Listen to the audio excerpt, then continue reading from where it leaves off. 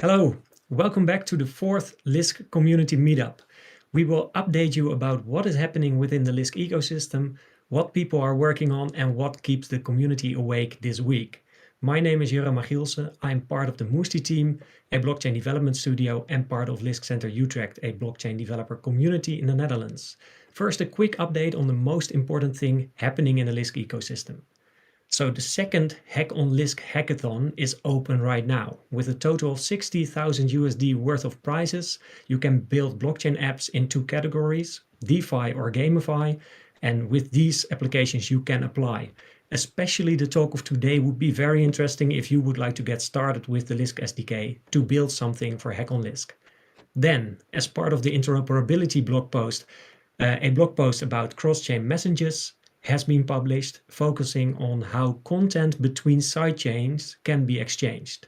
Researchers Alessandro Ricotone and Iker Alestiza went on stage at Lisk Center Berlin to answer all the questions during last Tuesday's AMA.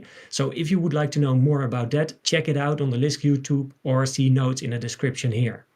And also Oliver, the CTO of Lightcurve, gave a new tech update. Two things to mention specifically. The planning and implementation of the Lisk SDK version 6 makes great progress, and the key focus being on Lisk's interoperability solution.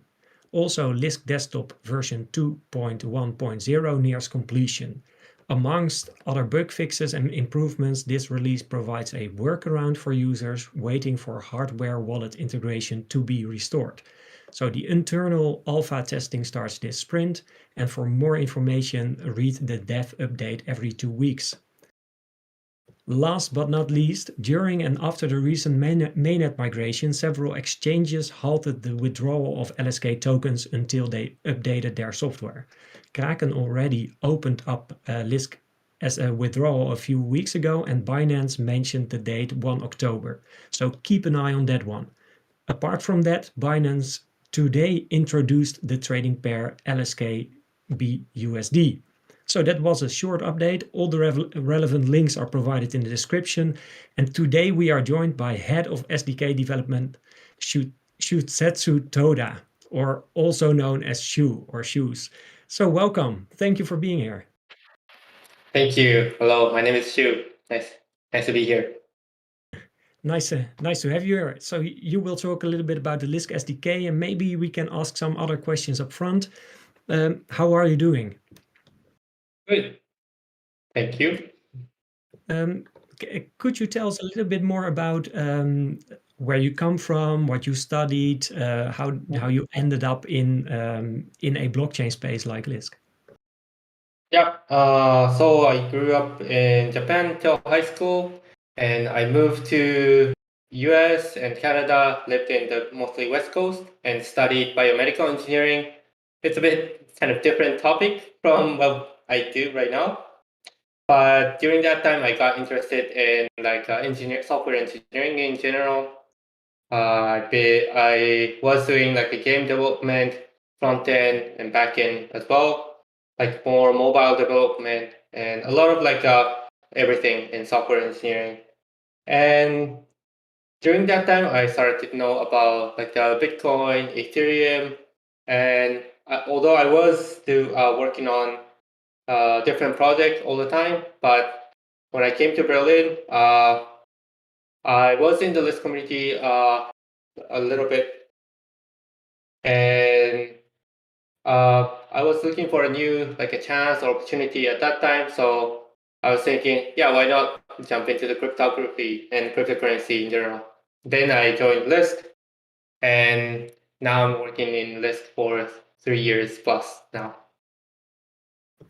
So cool. So do you have any long-term plans? Do you have something, and do you have any hobbies next to Lisk, or is this your full-time job, what you do every day until you go to sleep? Right now, yes. Yes. I'm pretty busy working on SDK and now with documentation. But long time ago, in general, I want to make the SDK or Lisk a success as well. It's just really fun to work on SDK. It's like a complex problem. It's I don't know. Let's say it's a good chance that like we have a lot of competitors and a lot of other projects as well. But I believe that the Lisk protocol and ecosystem is competitive enough for other projects, so that like if we can make SDK good enough, we are in very good position uh, to build a lot more interesting things. Yeah, and But other, Mhm. go ahead. No, I was just saying like I do like to play games and do other stuff as well. Recently, I've been playing Diablo 2, the new one. Yeah. Yeah, and it's not often that you come across a field, I think, where you can really build something new like this. So it's very cool to be part of that. For us, it already feels very cool to be part of that, but you are actually laying down the infrastructure for all other people. So I think that must be a very interesting space to be in, and it's really cool to have you here also during our talk. So maybe I just give you the floor, and you have a presentation about the Lisk SDK. I hand over the mic to you right now, and you can give the whole presentation, and afterwards we can try to ask you some more questions. Sure. Okay, thank you. Then yeah, let's start. I'm gonna do the introduction to the Lisk SDK. Uh, so quickly introduce myself again. My name is Shusetsu Toda. I'm a head of SDK development at Lisk. So today I'm going to talk about overview of Lisk SDK, uh, the new concept we introduced in version 5, on-chain architecture, off-chain architecture, and maybe do some comparison with modules and smart contracts. So Lisk SDK. Lisk SDK is our repository and the main product to build the blockchain application. Within the Lisk SDK, we have Lisk Commander, Lisk Framework, and Lisk Elements. Lisk Elements is the most like low level libraries. We use Lisk Elements in other UI tools or framework or in Commander. It's a set of libraries divided into each specific blockchain logic. So essentially, you can create a blockchain application using just the elements, but that would be too hard. So that's why we created this Lisk framework. This framework basically creates like a template or adds a lot of utilities so that developer can easily just extend the framework to build their own logic. And Lisk Commander is the entry point of the developer. It's a tool to bootstrap your application. Within the framework is a main core of the building blockchain application. It has like a three main traits. The on-chain architecture, which basically means whatever the logic that affects the blockchain logic. And off-chain architecture is the logic to enhance the blockchain application. And then lastly, to communication architecture to interact and access all the data that you have in the blockchain. I'm sorry to interrupt. Mhm. I currently do not see the slide switch. Oops, that's weird. Yeah.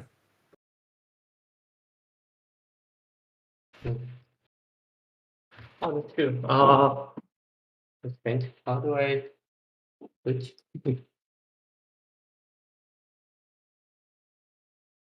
Okay. Let me reshare.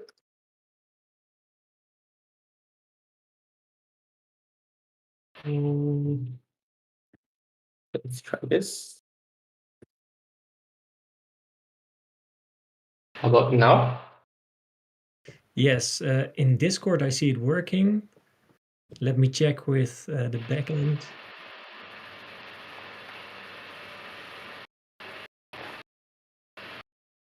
It's not?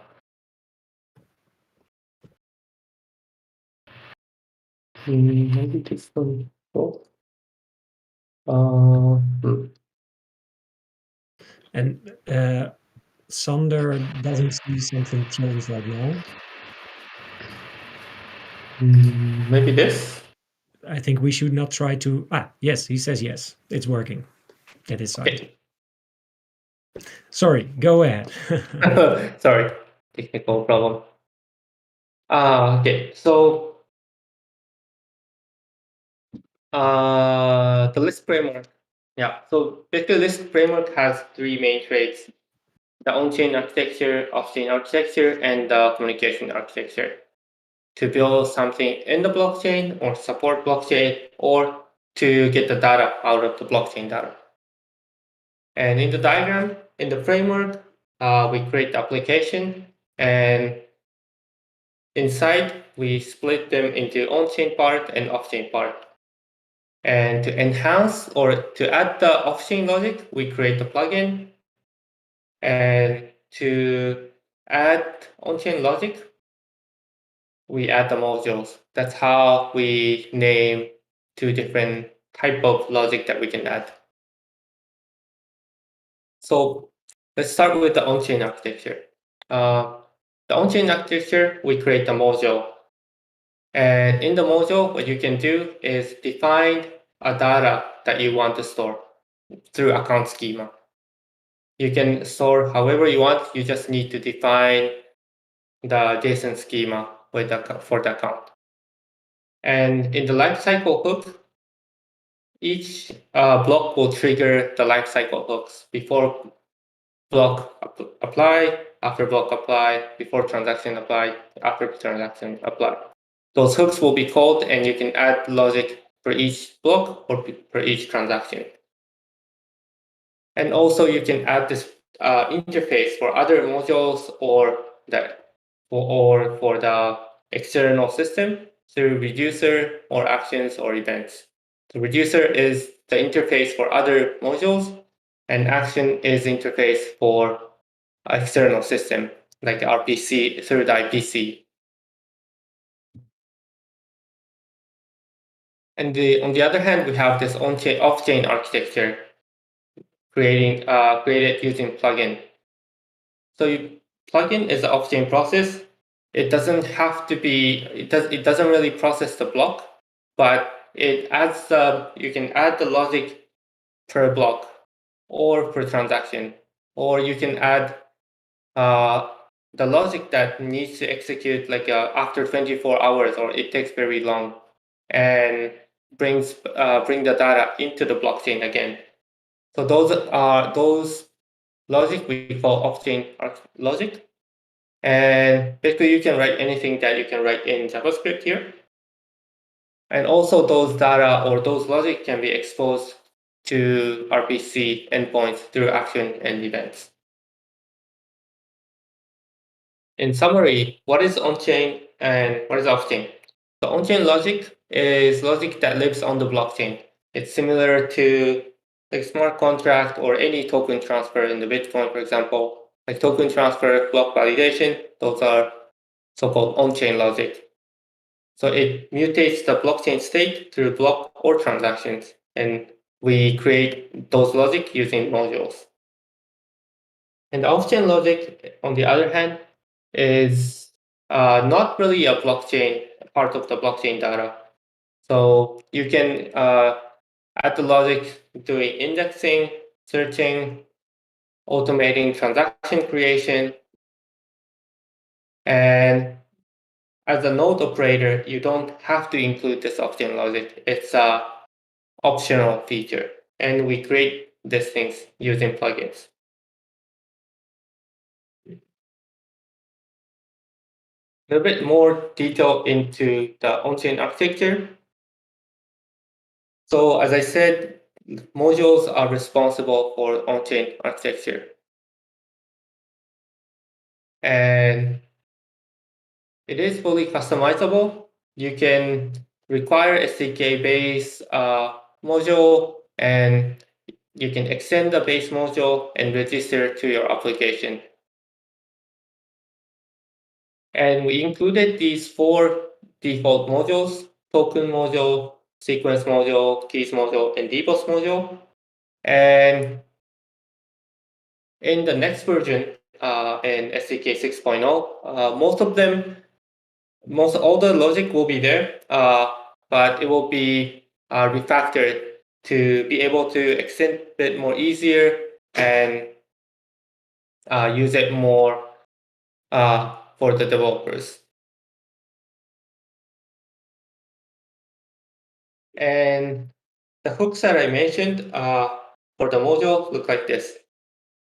So each module contains 4 lifecycle hooks: before block apply, before transaction apply, apply, and after transaction apply, and after block apply. So for each block, it will call all these functions if it's defined. So you can, for example, you can write block validation logic in before block apply, and if you want to subtract fee for all the transactions that exist, you can add some logic into before transaction apply. If you want to, let's say, register NFT, you can add the logic to apply step. Like these are all optional, but most likely you have to write something in one of the hooks to make meaningful blockchain logic. And action and events are for retrieving the data mainly. So for example, if you have a custom logic that stores new NFT that is created, you need to expose those data into the external system or external users. So in order to achieve that, we created this action in events. You can create the actions like a endpoint handler and retrieve those data from the database and return to the user. Same for the events. When someone created the new NFT, you can emit one event that says NFT created. Like those logics are possible here. So in summary, you can define in module, you can define the block level logic, automatically executing like every block or every 100 blocks.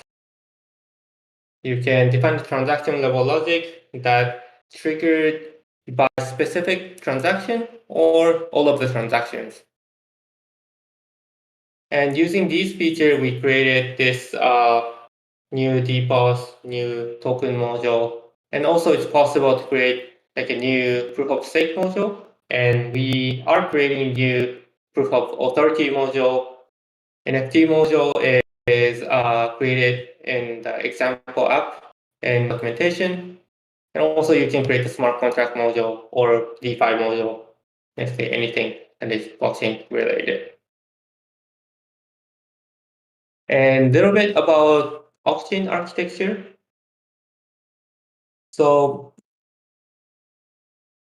to build the off-chain architecture, as I said, we create the plugins, and plugins are used to implement off-chain logic, and it can be run in the child process so that it doesn't affect the main process, which is block processing for on-chain logic. And you can, similar to the module, you can extend the base plugin and register your plugin into the application, and it will start. We created these 4 or 5 default plugins. HTTP API plugin, it just converts all the RPC endpoint to the REST format so that it's easier to retrieve. Porter plugin manages and monitors all the forging activity for the delegates. Report misbehavior plugin, it observes the network collect all the blocks that exist in the network and creates this report of get misbehavior transaction and send it to the network. And dashboard plugin and faucet plugin is more for developer of the SDK. At first, you don't have the UI to go with your blockchain application. So this is like a first tool to see what's happening into your created blockchain.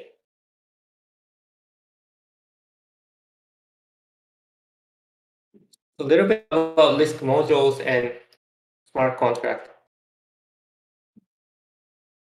So the main difference of the module and smart contract are where the logic lives. So in the module, logic is living in each validator's node. So the logic itself is not stored in the blockchain database itself. And smart contract is stored in the blockchain. So to create a smart contract, it's a bit more complex because once you upload it, you cannot change forever. You can upgrade it through creating the new smart contract. On the other side, modules, you have to do the hard work to fix some bugs or introduce a new features. Implementing the smart contract feature is a bit more different as well. To build the smart contract, because it's external code that needs to be run on your computer, it requires a virtual machine. That's why like the Ethereum virtual machine or some other implementation, for example, WASM virtual machine or WASM implementation for the smart contract exists, because you don't want malicious code to run on your computer. On the other side, if we choose the module path, the virtual machine is not really required because everyone should know what code is running on your machine, and it is not automatically uploaded by someone else. And often we compare the scalability for module and smart contract. This is a bit misleading, but basically Ethereum is running on the single chain, and if we run the module in the single chain, it's basically have a similar type of scalability issue. Although usually virtual machine runs code slower, so module is a bit faster in theory, but ultimately the process is still single chain. This scalability issue will be resolved or enhanced with the interoperability, where we run multiple chains on the ecosystem that has different scalability for different process mechanism. That's a quick overview of what is module, difference between modules and smart contract.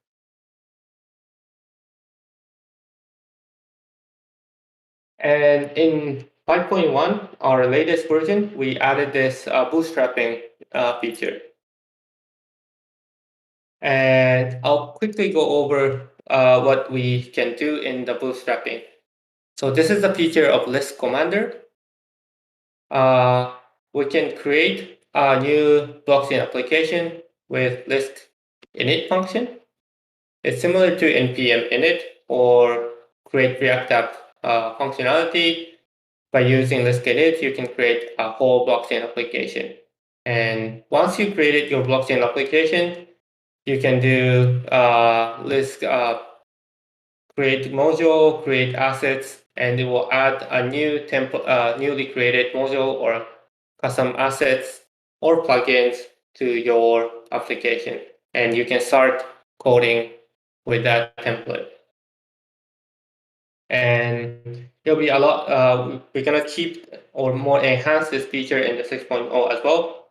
It'll be entry point for all the developers to create a new blockchain application.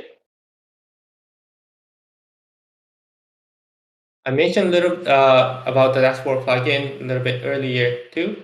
But for Lisk core or Lisk network, we have this Lisk desktop, Lisk mobile, which will be upgraded soon, that has very specific feature set. But like if you are creating your new blockchain application, you cannot really use a desktop right now, or you cannot really connect it to mobile. And if you have, especially if you have your own blockchain logic, it's really hard to test or see what's happening in the blockchain. That's why we created this Stasher plugin that has like a very minimal feature for like a kind of explorer or desktop.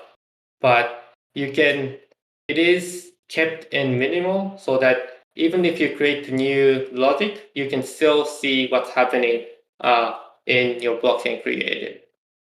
So like if you add a transaction or if you add the action here, you can call it for any type of transaction or action created for the custom blockchain. Similarly, we added this Pulsed plugin.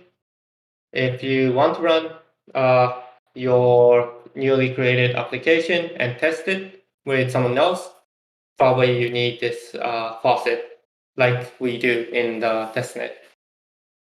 So that's why we created this simple faucet to give a funds to all the testing users.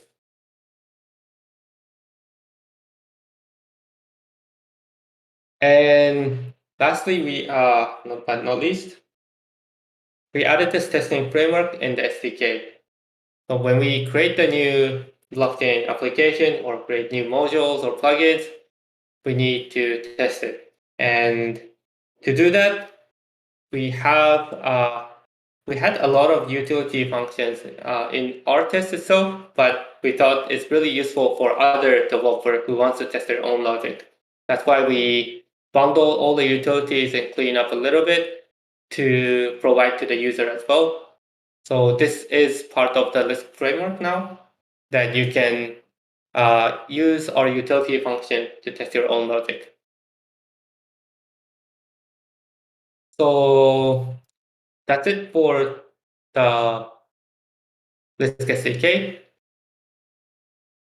As mentioned earlier, we are currently doing this HackOnLisk number 2, total prize pool with 60,000 US dollar, and the topic is DeFi and GameFi. And I'm also looking this HackOnLisk2, so please everyone join the HackOnLisk. I'm looking forward to see cool apps in DeFi and GameFi. Thank you very much.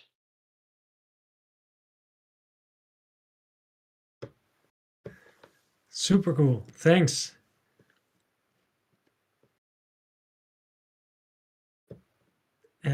Let's see if there are any questions. If you have questions, just type them in the YouTube or the general chat in Lisk.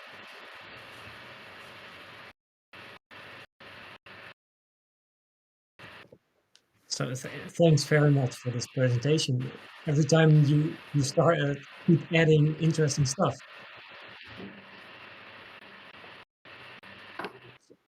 So the dashboard plugin, for example, are you using it yourself already, or?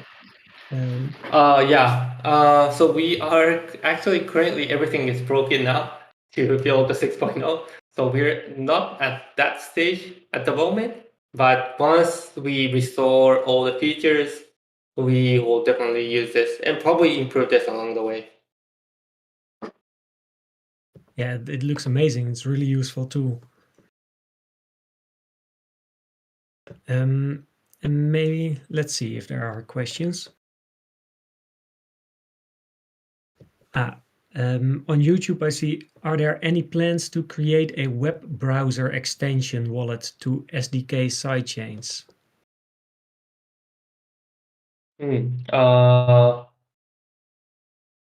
Probably the question is about probably if we're going to create something like MetaMask in the future, right?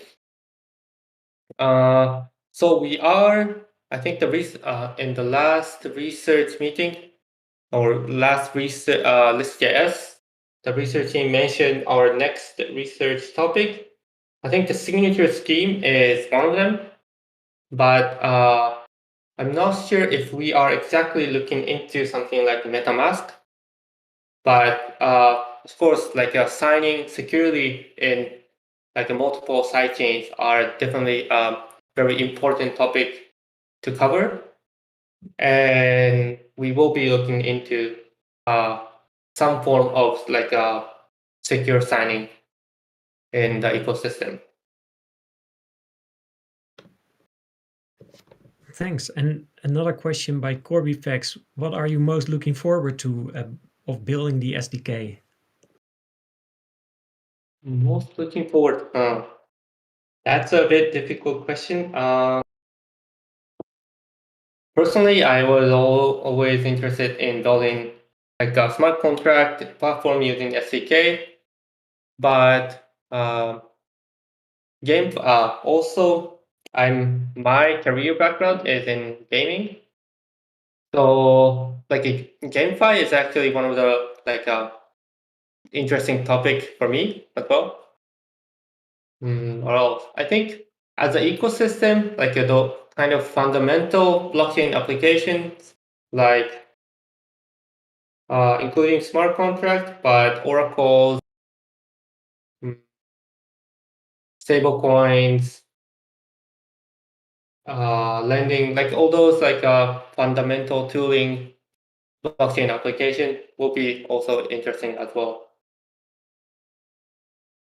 Yeah, and then maybe if you would like, if there would be a game, do you have an idea about like what kind of game what kind of tools you would build for games, or what kind of games do you like actually? You said Diablo, I think.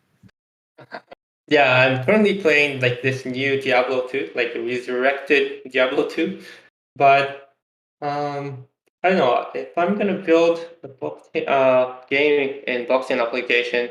I think something like I don't know, like growing the city or growing the farm, like those type of game has probably synergy with the blockchain application, or I don't know, growing kingdoms, like those kind of like kind of I don't know, growing and competing with other teams, probably interesting.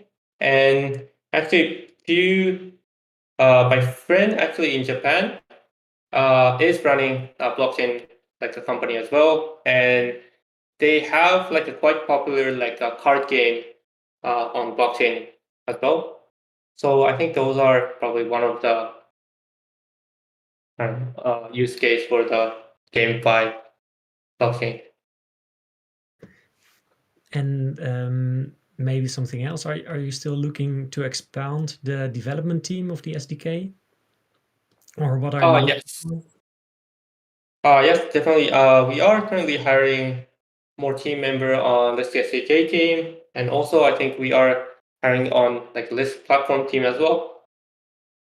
Yeah, I think we are currently looking a lot more team members in general. So please, please apply. Yeah, if they build a very good HackOnLisk submission, they might be able to win a spot.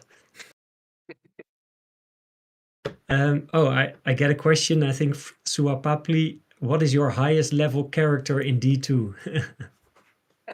No, actually, I just started when like last week, so still like 30 level 30 or something. It's still my first character on the new one, so yeah, And what's your still too favorite new. D2 class?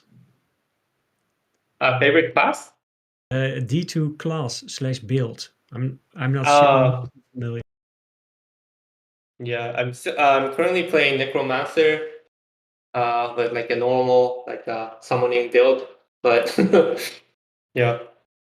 But I think it's my still first Diablo 2. Used to play Diablo 3 like a long time ago, but you know.